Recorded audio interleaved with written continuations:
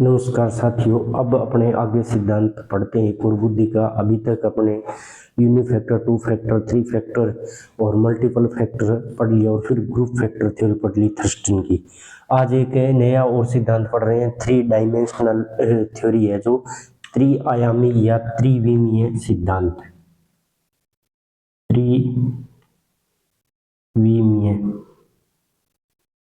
त्रिविमीय या त्रिआयामी सिद्धांत है। त्रिआयामी सिद्धांत भी बोल सकते हैं या सीधे त्रिविमीय या त्रिआयामी सिद्धांत। त्रिआयाम सिद्धांत यह इसी को बुद्धि का संरचनात्मक सिद्धांत बोलते हैं। बुद्धि का संरचनात्मक सिद्धांत, संरचनात्मक सिद्धांत या बुद्धि संरचना सिद्धांत ही बोल देते हैं सीधा ही। देखो, उपनाम पहला तो है इसका त्रिविमीय या त्रिआयामी, और दूसरा इसका नाम ऐसे बुद्धि का संरचना सिद्धांत। बुद्धि का संरचना सिद्धांत या इसी को हम बोल देते हैं, अगर अपने बात करें, जो है संक्रिया उत्पाद सिद्धांत, ऑपरेशन प्रोडक्ट उत्पाद सिद्धांत। ये सबसे पहले तो आपको ये याद रखना है कि त्रिआयामी सिद्धांत या त्रिआयाम सिद्धांत के उपनाम क्या क्या है। संरचना सिद्धांत बुद्धि का या संक्रिय उत्पाद सिद्धांत है। ये दिया किसने? तो जेपी गिलफोर्ड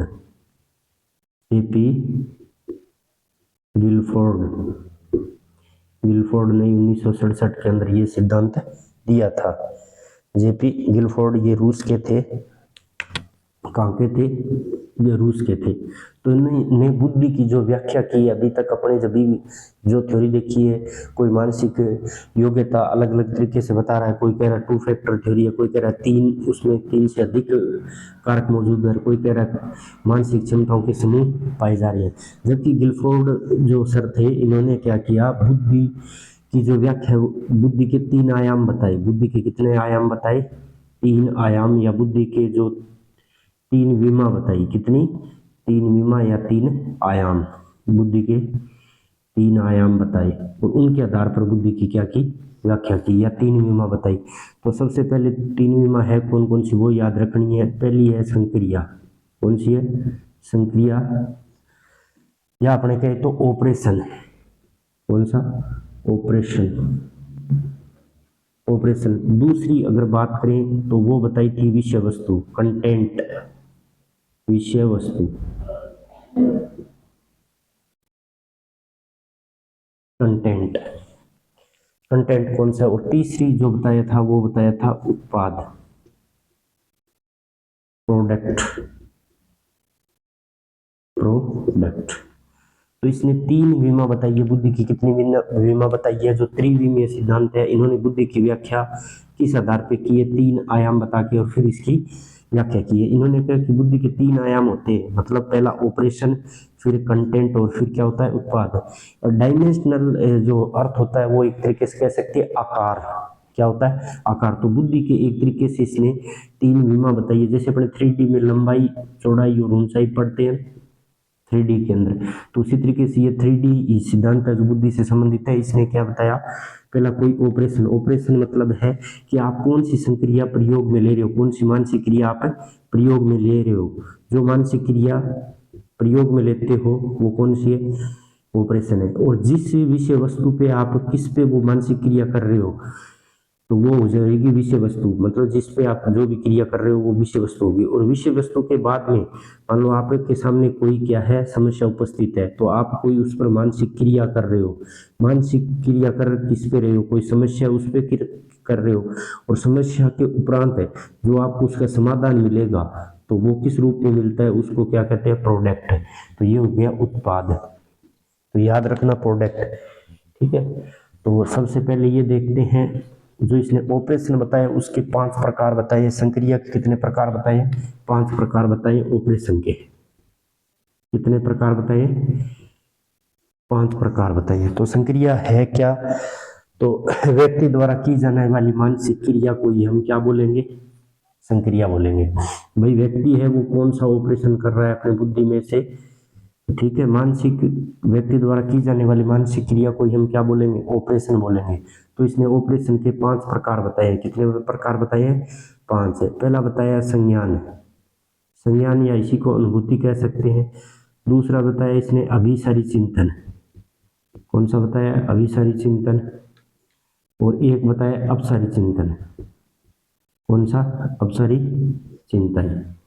चौथे की बात करें तो मेमोरी, कौन सी, मेमोरी। और 5वां प्रकार बताया है वो बताया है इसका मूल्यांकन, मूल्यांकन। तो ये 5 प्रकार बताए हैं। तो ये आपको याद रखनी है कि जो जेपी गिलफोर्ड भाई साहब थे उन्होंने ऑपरेशन बताए, कितने बताए हैं, 5 बताए हैं। तो कि व्यक्ति क्या किसी वस्तु का ज्ञान ग्रहण कर रहा है या उस वस्तु के ऊपर एक मतलब उस वस्तु के एक बिंदु पे ही सोच रहा है या वस्तु से कुछ हटकर अलग सोच रहा है, मतलब अपसारी। और मेमोरी मतलब क्या उस वस्तु को वो अपने लॉन्ग टर्म मेमोरी के अंदर रखना चाह रहा है, उसको एकदम ऑब्जर्व करके जो ज्ञान है वो, या मूल्यांकन कर रहा है उसका। तो ये 5 इसने ऑपरेशन बताए।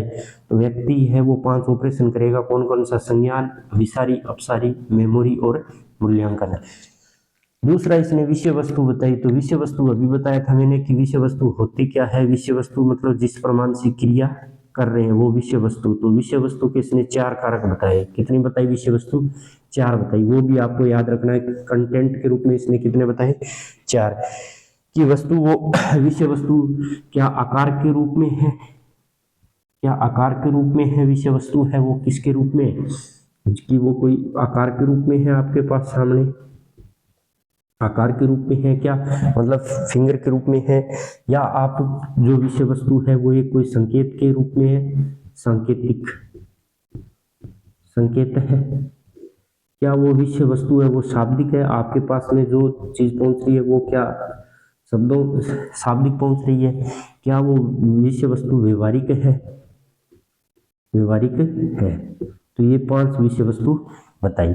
इसके बाद में आ जाता है प्रोडक्ट। प्रोडक्ट जो है उत्पाद, प्रोडक्ट जो उत्पाद है वो इसने 6 बताए। कितने बताए, 6 बताए। कि जो परिणाम मिल रहा है वो क्या आपको यूनिट के रूप में मिल रहा है।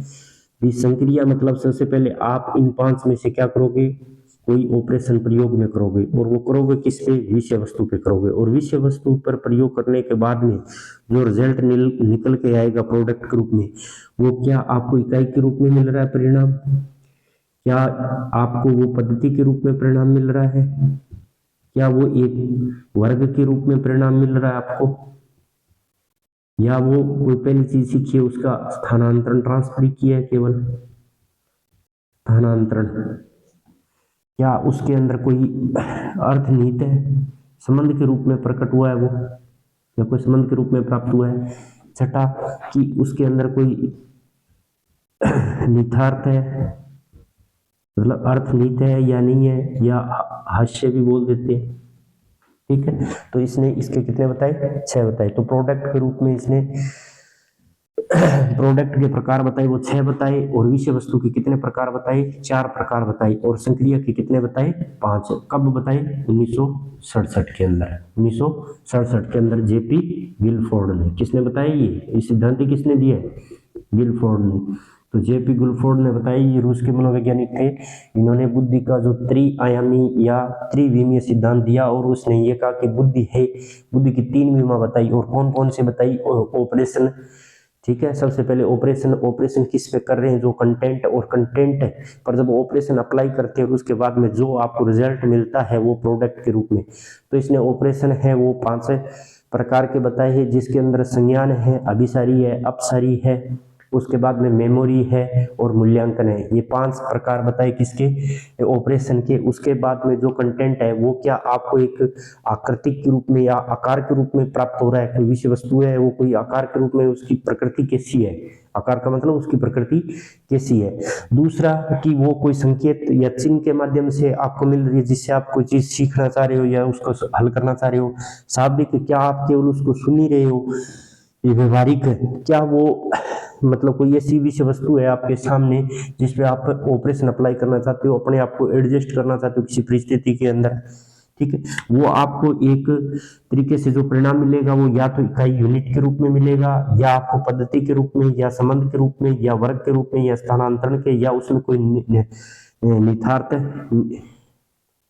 निहितार्थ निहितार्थ या हास्य, जो मतलब कोई जिसके अंदर कोई निहित अर्थ हो, तो ये आपको थोड़ा याद ही रखना पड़ेगा। इसका कोई इलाज तो है नहीं कि संक्रिया के कितने बताए, 5 प्रकार बताए, और विषय वस्तु के कितने बताए, 4, और प्रोडक्ट के कितने बताए, 6।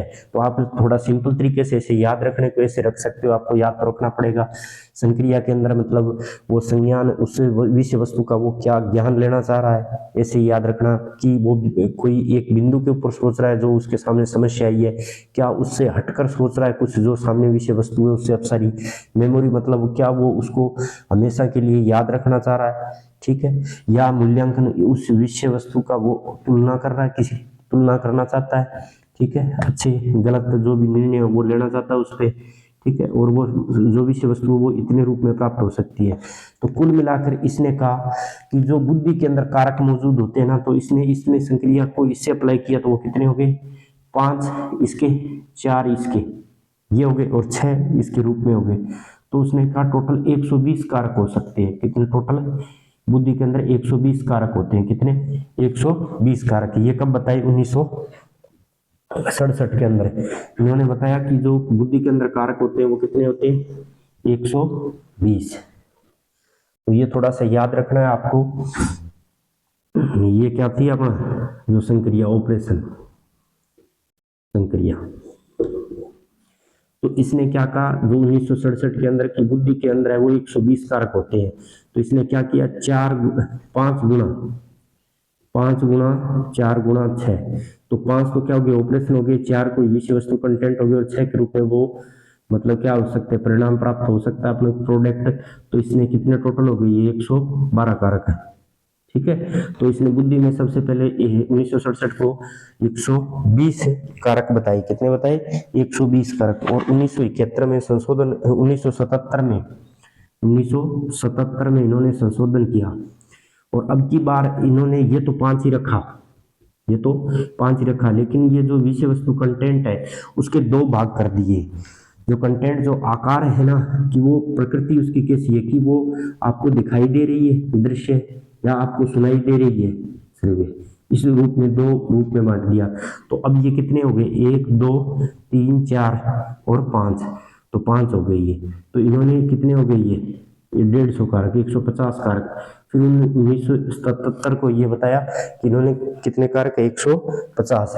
फिर 1988 के अंदर, 1988 में फिर इन्होंने क्या किया, अब की बार ये तो 5 रखा ही रखा, ये 5 भी रखा, और इसके अंदर मेमोरी को अलग कर दिया। देखो 1988 को फिर इसने कारक बताया कितनी बुद्धि के अंदर, जो मेमोरी थी, मेमोरी के अंदर एक और शब्द ले लिया उन्होंने, कूट लेखन मेमोरी, कूट लेखन मेमोरी, एक सम्मिलित तौर कर लिया। तो कितने हो गए, 5 तो पहले ही थे, 6 हो गए, कितने हो गए, 6, 5 ये है, 6 ये, तो टोटल कितने हो गए, 180 कारक है, 180 कारक है। तो अपने ये कह सकते हैं कि सबसे पहले बुद्धि के अंदर जो है, गिलफोर्ड ने कितने कारक बताए कि बुद्धि के अंदर कितने कारक होते हैं, 120 है। 1977 में इसने कारक कितने बताए, 150 है। और 1988 को कितने बताए, 120 कारक।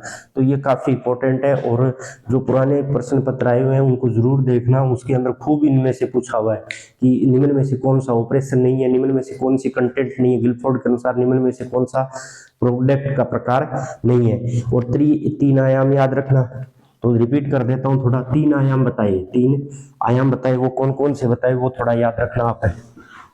पहला आयाम कौन सा बताया, ऑपरेशन संक्रिया, ऑपरेशन संक्रिया, ऑपरेशन संक्रिया। दूसरा क्या बताया, विषय वस्तु, जिस पर आप अप्लाई कर रहे हो, ऑपरेशन जिस वस्तु पर आप क्या कर रहे हो, अप्लाई कर रहे हो, कंटेंट, ठीक है, और जो आपको प्रोडक्ट के रूप में प्राप्त हो रहा है, ठीक है, प्रोडक्ट। तो ये याद रखना। तो इसके अंदर इन्होंने कितने संक्रिया के प्रकार कितने बताए, शुरुआत के अंदर 1967 के अंदर 5 बताई और इनके कितने बताए, 4 बताए और इसके 6, तो कितने कारक हो गए, 120 कारक। इसने कहा कि बुद्धि में कितने कारक है, 120। फिर उन्होंने ये 5 ही रखा 1977 को। इसके अंदर क्या किया उन्होंने, जो आकार है उसको 2 भागों में बांटा, दृश्य और श्रव्य। तो ये टोटल कितना हो गया, 5, ये 6 हो गया, तो टोटल कितने हो गए, 150। फिर 1988 को फिर इन्होंने क्या किया, इसके अंदर कूट लेखन स्मृति है वो जो मेमोरी है वो और जोड़ दी, ठीक है।